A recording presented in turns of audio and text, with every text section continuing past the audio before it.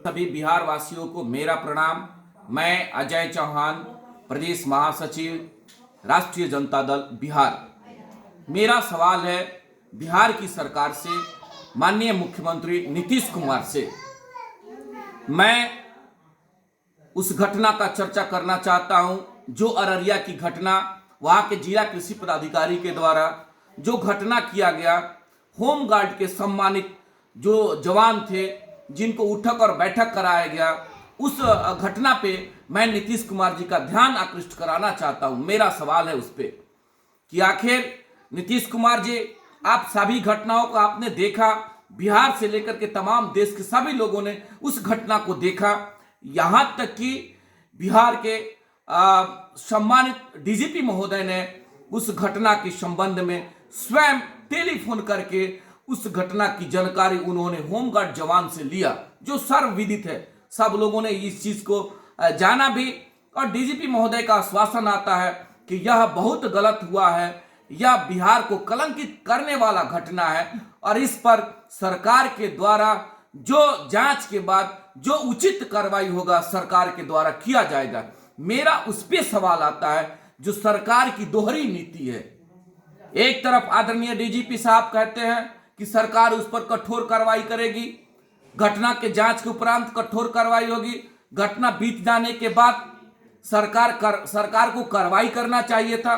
तो सरकार ने दोहरी नीति के तहत एक तरफ सरकार की कोई और स्टैंडर्ड है और दूसरे तरफ अपने शासन प्रशासन और अपने लोगों के लिए एक दूसरा स्टैंडर्ड है। मेरा उस पर सवाल बनता है, पनिशमेंट देने के बजाय सरकार ने अररिया के सम्मानित जिला कृषि पदाधिकारी को जो इतना बड़ा घटना कर दिया जिससे पूरा बिहार कलंकित हुआ, और उस व्यक्ति को शासन के द्वारा प्रमोशन दे दिया जाता है और उस व्यक्ति को प्रमोशन दे करके यह गिफ्ट दिया जाता है किस चीज का, जो इतना बड़ा घटना किया, बिहार को कलंकित किया।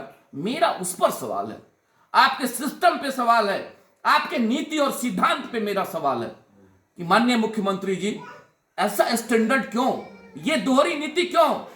आप देख लीजिए अररिया की घटना पे उनको प्रमोशन दे दिया जाता है और आप ही के दल के सत्ताधारी दल के माननीय विधायक जी की पुत्री को जब कोटा से लाने की बात आती है, वह पिता होने के नाते अपने पुत्री को वहां से लेके आते हैं, लेकिन सत्ता में माननीय विधायक होने के नाते अपने सत्ता और पावर के प्रयोग से आप परमिशन लेकर के कोटा से अपने पुत्री को मंगाने का कार्य करते हैं। वह काम अच्छा करते हैं, बाप होने के नाते अपने बेटी को अपने कोटा से लाया। लेकिन सिस्टम पर मेरा सवाल बनता है और मैं सिस्टम पर सवाल करना चाहता हूं कि आप उस घटना में, आपने उस घटना में आखिर ऐसा कौन सा स्थिति परिस्थिति आया कि उस घटना में कार्रवाई करने के बजाय आपने क्या किया? तो आपने एक ड्राइवर को सस्पेंड कर दिया। आखिर क्यों? वह आपका कहीं ना कहीं मजबूती के साथ जो व्यवस्था आपने डेवलप नहीं किया, यह दोहरी नीति दर्शाता है। हमारा सवाल उस दोहरी नीति पे है, डबल स्टैंडर्ड वाले सिस्टम पे है। ऐसा हमको प्रतीत होता है कि अगर बिहार में डबल इंजन की सरकार है तो क्या इस चीज को हम लोग मान लें कि अगर डबल इंजन की सरकार है तो यहां डबल नीति चलता है?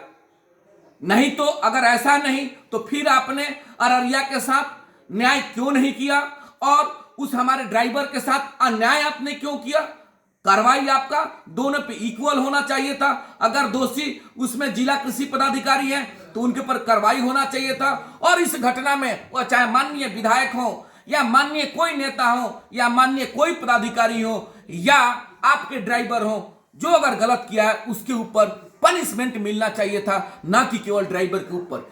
इन मुद्दाओं पे मेरा सवाल बनता है और मैं सवाल आपसे, सरकार से मैं पूछना चाहता हूं। तमाम बिहार के लोग इस चीज को देख रहे हैं, इस चीज का अवलोकन कर रहे हैं, आखिर ऐसा क्यों? एक और आप पे चर्चा करना मैं एक बिंदु पे चर्चा करना चाहता हूं कि यहां बगल की सरकार, बगल में यूपी गवर्नमेंट, जोगी जी आप ही के सत्ता के, वह भी हुकूमत, उनकी भी हुकूमत है। वहां उन्होंने कोटा के बच्चों को लाने का अपना व्यवस्था, अपने सिस्टम के बदौलत उन्होंने अपने बच्चों को अपने घर में बुला लिया। आप कहते हैं कि लॉकडाउन का पालन, आप कहते हैं कि इससे कहीं ना कहीं सोशल डिस्टेंसिंग मेरा भंग हो रहा है। आखिर वह सिस्टम के तहत वह अपने बच्चों को घर में बुला लिए, आप वह सिस्टम क्यों नहीं डेवलप करते? इस पर मेरा सवाल है।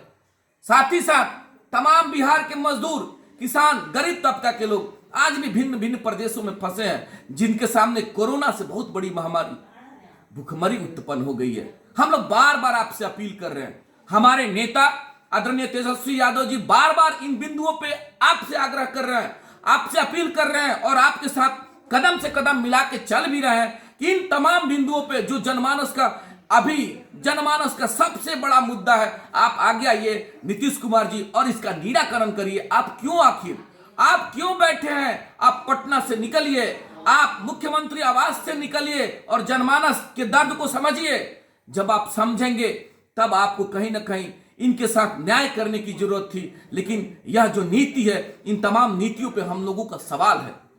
अगर आपने इन सवालों का जवाब अगर आपने उचित तरीका से नहीं दिया, बिहार के साथ अगर आपने अन्याय करने का कार्य किया और जो भिन्न भिन्न प्रदेशों में हमारे भाई फंसे हैं, मजदूर, गरीब, किसान, अगर उन लोगों को आपने बिहार में लाने का कार्य नहीं किया तो कहीं ना कहीं तमाम हम बिहार वासी भी कलंकित हो रहे हैं।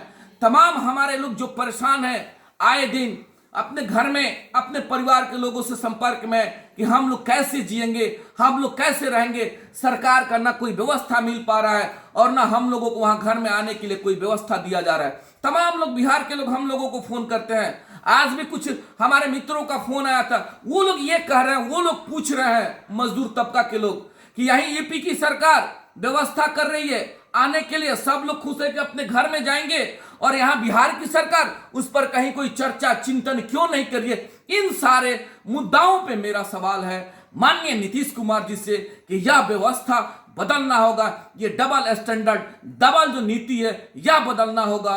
और हम तमाम विपक्ष के लोग, हमारे आदरणीय नेता तेजस्वी यादव आपके साथ कदम से कदम मिला के चल रहे हैं, तो आपको न्याय करने की जरूरत है। नहीं तो आदरणीय मुख्यमंत्री जी, इन सारी घटनाओं को बिहार के लोग देख रहे हैं और उसका खामियाजा आने वाले समय में आपको भुगतना पड़ेगा। इन्हीं चंद शब्दों के साथ अपने बाड़ी को विराम देता हूं, अपील करते हुए कि नीतीश कुमार जी जगिए और अपने भाइयों को प्रदेश से बुलाइए, अपने कोटा से बच्चों को बुलाइए और इस नीति को बदलिए। बहुत बहुत धन्यवाद। अजय चौहान, आपका बहुत बहुत धन्यवाद।